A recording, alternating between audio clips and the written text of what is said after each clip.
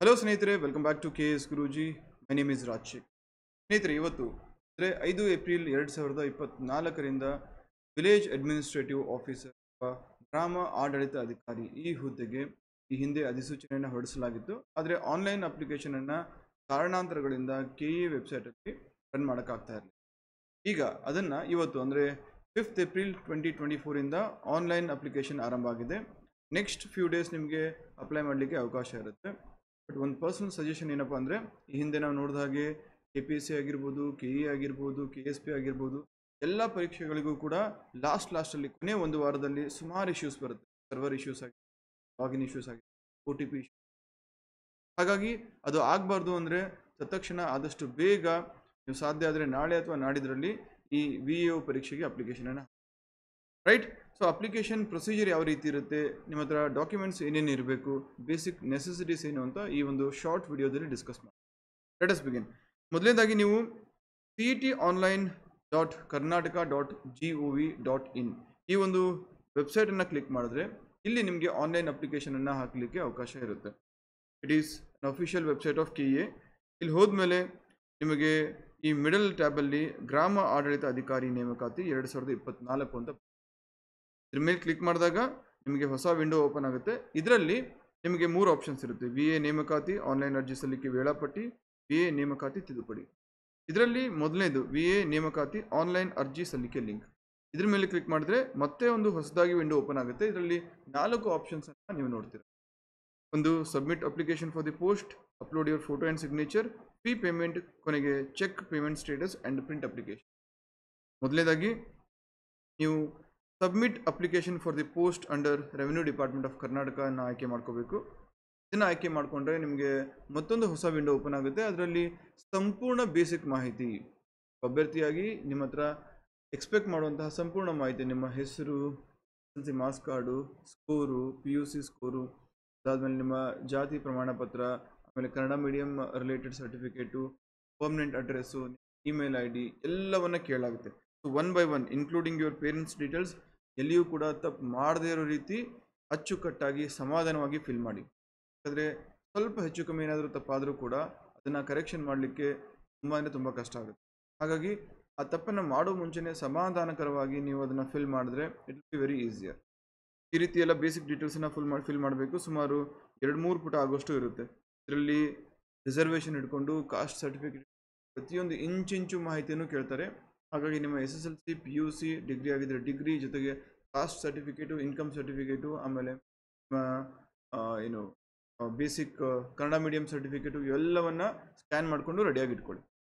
ಈ ಎಲ್ಲ ಸ್ಟೆಪ್ಸನ್ನು ಮುಗಿಸಿದ ಮೇಲೆ ಕೊನೆಗೆ ನಿಮಗೆ ಇಲ್ಲಿ ಟೆಸ್ಟ್ ಸೆಂಟರನ್ನು ಆಯ್ಕೆ ಮಾಡಲಿಕ್ಕೆ ಕೂಡ ಕೇಳಲಾಗುತ್ತೆ. This is a very good option. ಬೇರೆ ಎಕ್ಸಾಮ್ಸಲ್ಲಿ ಇನ್ಕ್ಲೂಡಿಂಗ್ KPSC ಯಾವುದೇ ಎಕ್ಸಾಮ್ಸಲ್ಲೂ ಕೂಡ ಇತ್ತೀಚೆಗೆ ಟೆಸ್ಟ್ ಸೆಂಟರನ್ನು ನೀವು ಆಯ್ಕೆ ಮಾಡ್ಕೊಳ್ಳುವಂಥ ಸ್ವಾತಂತ್ರ್ಯವನ್ನು ಹೊಂದಿರಲ್ಲ. ಆದರೆ ಲಕ್ಕಿಲಿ KA ಈ ಒಂದು ಅವಕಾಶ ನೀಡ್ತಾ ಇದೆ. ಇದರಲ್ಲಿ ನಿಮಗೆ ಯಾವುದು ಹತ್ತಿರ ಆಗುತ್ತೋ, ಯೂಶ್ವಲಿ ನೀವು ಎಲ್ಲಿ ಓದ್ತಾ ಇರ್ತೀರಾ, ಧಾರವಾಡ, ಬೆಂಗಳೂರು ಅಥವಾ ದಾವಣಗೆರೆ, ಯಾವ ಎಕ್ಸಾಮ್ ಸೆಂಟ್ರಲ್ಲಿ ಅಥವಾ ಎಲ್ಲಿ ರೂಮ್ ಮಾಡ್ಕೊಂಡು ಓದ್ತಾ ಇರ್ತೀರಾ ಅದಕ್ಕೆ ಹತ್ತಿರ ಆಗೋ ರೀತಿ ರೂಮನ್ನು ಅಥವಾ ಸೆಂಟರನ್ನು ಆಯ್ಕೆ ಮಾಡ್ಕೊಳ್ಳಿ. ಇಲ್ಲ ಮನೇಲಿ ಕೂತ್ಕೊಂಡು ತಯಾರಿ ನಡೆಸ್ತಾ ಇದ್ದರೆ ನಥಿಂಗ್ ಟು ವರಿ, ತೊಂದರೆ ಇಲ್ಲ. ನಿಮ್ಮ ಮನೆಗೆ ಹಳ್ಳಿ ಆಗಿರ್ಬೋದು, ತಾಲೂಕು ಆಗಿರ್ಬೋದು ಅಥವಾ ಸಿಟಿ ಆಗಿರ್ಬೋದು, ಅದಕ್ಕೆ ಸುತ್ತಮುತ್ತ ಹತ್ತಿರ ಇರುವಂತಹ ಒಂದು ಸೆಂಟರನ್ನೇ ಆಯ್ಕೆ ಮಾಡಿ. ಯಾಕಂದರೆ ಎಷ್ಟೇ ಪ್ರಿಪೇರ್ ಆದರೂ ಕೂಡ ಆ ಎಕ್ಸಾಮ್ ದಿನ D-Day ಅಂತ ಏನು ಕರಿತೀವಲ್ವ, ಎಷ್ಟು ಅಟೆಂಟಿವ್ ಆಗಿರ್ತೀವೋ, ಎಷ್ಟು ರಿಲ್ಯಾಕ್ಸ್ಡ್ ಆಗಿರ್ತೀವೋ ಅಷ್ಟೇ ಹೆಚ್ಚು ಅಂಕಗಳನ್ನು ನಾವು ಗಳಿಸ್ಬೋದು. ನೆಕ್ಸ್ಟು ಎಲ್ಲ ಆದಮೇಲೆ ನೀವು ಪ್ರಿವ್ಯೂ ಹೊಡೆದು ಸಬ್ಮಿಟ್ ಮಾಡಿದ್ರೆ ನೀವು ಆನ್ಲೈನ್ ಅಪ್ಲಿಕೇಶನನ್ನು ಸಬ್ಮಿಟ್ ಮಾಡಿದ ಹಾಗೆ ಒಂದು part. Next step upload your photo and signature. ನೆನಪಿರಲಿ, ಒಂದು ರೀಸೆಂಟ್ ಸ್ಕ್ಯಾನ್ಡ್ ಫೋಟೋಗ್ರಾಫ್ ಮತ್ತು ಸಿಗ್ನೇಚರನ್ನು 100 KB ಒಳಗಡೆ ಕಾಂಪ್ರೆಸ್ ಮಾಡಿ ರೆಡಿ ಇಟ್ಕೊಂಡಿರಿ. Upload your photo and signature ಅಂತ ಅದ್ರ ಮೇಲೆ ಕ್ಲಿಕ್ ಮಾಡ್ತಾ ಇದ್ದಾಗೆ ನಿಮ್ಮನ್ನು ಈ ಫ್ರೆಶ್ ವಿಂಡೋಗೆ ಕರ್ಕೊಂಡು ಹೋಗಲಾಗುತ್ತೆ. ಅದರಲ್ಲಿ ಇಮೇಲ್ ID ಅಥವಾ ಅಪ್ಲಿಕೇಶನ್ ID ಕೊಟ್ಟು ಅದಾದಮೇಲೆ ನಿಮ್ಮ ಡೇಟ್ ಆಫ್ ಬರ್ತನ್ನು ಎಂಟರ್ ಮಾಡಿದ ಮೇಲೆ ಸಬ್ಮಿಟ್ ಕೊಡಬೇಕಾಗುತ್ತೆ. ಇಲ್ಲಿ ನಿಮ್ಮ ಫೋಟೋಗ್ರಾಫ್ ಮತ್ತು ಸಿಗ್ನೇಚರನ್ನು ಅಪ್ಲೋಡ್ ಮಾಡಬೇಕಾಗುತ್ತೆ. ಎರಡೂ ಕೂಡ ನೆನಪಿರಲಿ 100 KB ಒಳಗಡೆ ಇರಬೇಕು. 100 KB ಒಳಗಡೆ ಇರಬೇಕು. ಜಾಸ್ತಿ ಇದ್ರೆ ಏನು ಮಾಡಬೇಕು, ಏನೂ ಮಾಡೋಕ್ಕೆ ಹೋಗಬೇಡಿ. ನಿಮ್ಮ ಫೋಟೋಗ್ರಾಫ್ ಇರುತ್ತೆ, ಸ್ಕ್ಯಾನ್ಡ್ ಕಾಪಿ ಇರುತ್ತಾ, ಇಮೇಜ್ JPG ಫಾರ್ಮೆಟಲ್ಲಿ ಇರುತ್ತೆ, ಅದಾದಮೇಲೆ ಸಿಗ್ನೇಚರ್ ಕೂಡ ಇರುತ್ತೆ. ಅದು ಅಕಸ್ಮಾತ್ 100 KBಗಿಂತ ಜಾಸ್ತಿ ಇದ್ದರೆ ಗೂಗಲಲ್ಲಿ ರೆಡ್ಯೂಸ್ ಫೋಟೋ ಸೈಜ್ ಅಂತ ಸರ್ಚ್ ಮಾಡಿ. ಏನಂತ? ರೆಡ್ಯೂಸ್ ಫೋಟೋ ಸೈಜ್ ಅಂತ ಸರ್ಚ್ ಮಾಡಿ. ಒಂದು 4-5 ವೆಬ್ಸೈಟ್ಸ್ ಬರುತ್ತೆ. ಆ ಗೂಗಲ್ ಸರ್ಚಲ್ಲಿ ಫಸ್ಟ್ ಇಲ್ಲ ಸೆಕೆಂಡ್ ಯಾವುದಾದ್ರು ಒಂದು ವೆಬ್ಸೈಟ್ ಓಪನ್ ಮಾಡಿ, ನಿಮ್ಮ ಫೋಟೋನ ಚೂಸ್ ಮಾಡಿ ಆ ವೆಬ್ಸೈಟಲ್ಲಿ. ಅದಾದಮೇಲೆ ರೆಡ್ಯೂಸ್ ಅಂತ ಕೇಳುತ್ತೆ ಆಪ್ಷನ್. ಎಷ್ಟು KB ಇರಬೇಕು, ಎಷ್ಟು ಫೈಲ್ ಸೈಜ್ ಇರಬೇಕು ಅಂತ ಮೆನ್ಷನ್ ಮಾಡಿ, 100 KB ಅಂತ. ಅದಾದಮೇಲೆ ಆಟೋಮೆಟಿಕ್ಕಾಗಿ ಕನ್ವರ್ಟ್ ಆಗಿ ಬರುತ್ತೆ. ಡೌನ್ಲೋಡ್ ಮಾಡ್ಕೊಂಡು ಅಪ್ಲೋಡ್ ಮಾಡಿ. ಇಷ್ಟು ಮಾಡಿದ್ಮೇಲೆ ನೆಕ್ಸ್ಟ್ ನಿಮಗೆ ಮತ್ತೆ ವಾಪಸ್ ಹೋಮ್ ಪೇಜ್ ಬರುತ್ತೆ. ಇಲ್ಲಿ ಫೀ ಪೇಮೆಂಟನ್ನು ಚೂಸ್ ಮಾಡ್ಕೊಳ್ಳಿ. ಫೀ ಪೇಮೆಂಟಲ್ಲಿ ನಿಮ್ಮ ಕ್ಯಾಟಗರಿ ಅನ್ವಯ ಎಷ್ಟು ಫೀಸ್ ಇದೆ ಅದನ್ನು ನೋಡಿಕೊಂಡು ಆ ಪ್ರಕಾರ ಫೀ ಪೇಮೆಂಟ್ ಮಾಡಿ, UPI ಪೇಮೆಂಟ್ ಮಾಡಿ, ಆದಷ್ಟು ಬೇಗ ಮಾಡ್ಕೊಳ್ಳಿ. ಫೈನ್. ಇಲ್ಲಿ ನಿಮಗೆ ಬರಬಹುದಾದಂಥ ಚಾಲೆಂಜಸ್, ಮೊದಲನೇದಾಗಿ OTP ಬರದೇ ಇರ್ಬೋದು ಅಥವಾ ರಿಜಿಸ್ಟ್ರೇಷನ್ ಎರರ್ ಬರ್ಬೋದು. ಎರಡನೇದು ನಿಮ್ಮ SSLC ಮಾಸ್ ಕಾರ್ಡ್ ಅಥವಾ PUC ಮಾಸ್ ಕಾರ್ಡು ಅಥವಾ ಬೋರ್ಡು ಎಕ್ಸೆಪ್ಟ್ ಆಗದೆ ಇರ್ಬೋದು. ಆಮೇಲೆ ಮೂರನೇದು, ಇದೆಲ್ಲ ಆದರೂ ಕೂಡ UPI ಪೇಮೆಂಟು ಅಥವಾ ಫೀ ಪೇಮೆಂಟಲ್ಲಿ ತೊಂದರೆ ಬರ್ಬೋದು. ಸೊ ಹಾಗಾಗಿ ಈ ಇಶ್ಯೂಸ್ ಬರಲ್ಲ ಅಂತ ಹೇಳೋಕ್ಕಾಗಲ್ಲ, ಬಂದೇ ಬರುತ್ತೆ. ಬಂದರೂ ನೀವು ಆದಷ್ಟು ಬೇಗ ಅಪ್ಲೈ ಮಾಡಿ. ಈ ಇಶ್ಯೂಸ್ ಬಂದರೆ ಅದನ್ನು ಹೆಂಗೋ KEA ಹೆಲ್ಪ್ಲೈನ್ ನಂಬರ್ ಕಾಂಟ್ಯಾಕ್ಟ್ ಮಾಡಿ ಆ ಇಶ್ಯೂಸನ್ನು ಬಗೆಹರಿಸ್ಕೊಳ್ಬೋದು. ನೀವು ಇಲ್ಲ ನಾನು ಲಾಸ್ಟ್ ಮೂಮೆಂಟ್ವರೆಗೂ ವೆಯ್ಟ್ ಮಾಡ್ತೀನಿ ಅಂತ ಹೇಳಿದಾಗ ಆಗ ಈ ಎರರ್ ಬಂದರೆ KEA ವೆಬ್ಸೈಟು ಅಥವಾ ಅವರ ಒಂದು ಏನು ರೆಸ್ಪಾನ್ಸಿವ್ ಆಫೀಸರ್ ಯಾರಿರ್ತಾರೆ, ರೆಸ್ಪಾನ್ಸಿಬಿಲಿಟಿ ಯಾರು ಕೊಟ್ಟಿರ್ತಾರೋ ಅವರು ಕೂಡ ಬ್ಯುಸಿಯಾಗಿರ್ತಾರೆ. ಹಾಗಾಗಿ ವಿದಿನ್ ಕ್ವಿಕ್ ಟೈಮಲ್ಲಿ ಅಥವಾ ಸ್ಟಿಪ್ಯುಲೇಟೆಡ್ ಟೈಮಲ್ಲಿ ರೆಸ್ಪಾಂಡ್ ಮಾಡೋಕ್ಕೆ ಆಗದೇನೂ ಇರ್ಬೋದು. ಅವ್ರಿಗೆ ನಾವು ಬ್ಲೇಮ್ ಮಾಡೋಕ್ಕಾಗಲ್ಲ. ನಮ್ಮ ಕೆಲಸ ಏನು, ಆದಷ್ಟು ಬೇಗ ನಾವು ಈ ಒಂದು ಅಪ್ಲಿಕೇಶನ್ ಪ್ರೊಸೆಸನ್ನು ಕಂಪ್ಲೀಟ್ ಮಾಡಿ, ಅಪ್ಲೈ ಮಾಡಿ, ಅಪ್ಲಿಕೇಶನ್ನ ಪ್ರಿಂಟ್ ತೊಗೊಂಡು ರೆಡಿ ಇಟ್ಕೊಳ್ಬೇಕು. ಇಷ್ಟು ಮಾಡಿದ್ರೆ ಯು ಆರ್ ಸೇಫ್. ಇದಾದಮೇಲೆ ಸಿಲೆಬಸ್ ವೈಸ್ ಪ್ರಿಪ್ರೇಷನ್ ಶುರು ಮಾಡಿ. ಒಂದು 3 ಮಂತ್ಸ್ ಸ್ಟ್ರಾಟಜಿ ಹಾಕ್ಕೊಳ್ಳಿ. 3 ಮಂತ್ಸಲ್ಲಿ 1.5 ಮಂತ್ಸಿಂದ 2 ಮಂತ್ಸಲ್ಲಿ ಬೇಸಿಕ್ ಸಬ್ಜೆಕ್ಟ್ಸ್ ಎಲ್ಲ ಮುಗಿಸ್ಕೊಳ್ಳಿ. ಯಾರು ಬರೀ VA ಪ್ರಿಪೇರ್ ಆಗ್ತಾ ಇದ್ದೀರಾ ಅಂದರೆ ಡಿಗ್ರಿ ಆಗಿಲ್ವೋ ಅವರು ಸೀರಿಯಸ್ ಆಗಿ ಪ್ರಿಪೇರ್ ಆಗಿ. ಯಾರು ಜೊತೆಗೆ ಡಿಗ್ರಿ ಮಾಡ್ಕೊಂಡಿದ್ದೀರಾ ದಯವಿಟ್ಟು ಈ VAO ಜೊತೆಗೆ PDO ಕೂಡ ಅಪ್ಲೈ ಮಾಡಿ. ಯಾಕಂದರೆ ಸುಮಾರು ಸಿಲೆಬಸ್ ಓವರ್ಲ್ಯಾಪಿಂಗ್ ಇದೆ. ಎಲ್ಲೂ ಕೂಡ ನೀವು VAಗೆ PDOಗಂತ ಡಿಫ್ರೆನ್ಷಿಯೇಟ್ ಮಾಡಿ ಓದೋಕ್ಕಾಗಲ್ಲ. ಕೆಲವೊಂದು ಸಬ್ಜೆಕ್ಟ್ಸ್ ಆಫ್ಕೋರ್ಸ್ PDOಗೆ ಮೆಂಟಲ್ ಎಬಿಲಿಟಿ ಆಗಿರ್ಬೋದು, ಅದರ್ ಸಬ್ಜೆಕ್ಟ್ಸ್ ಆಗಿರ್ಬೋದು, ಸ್ವಲ್ಪ ಎಕ್ಸ್ಟ್ರಾ ಓದಬೇಕಾಗುತ್ತೆ.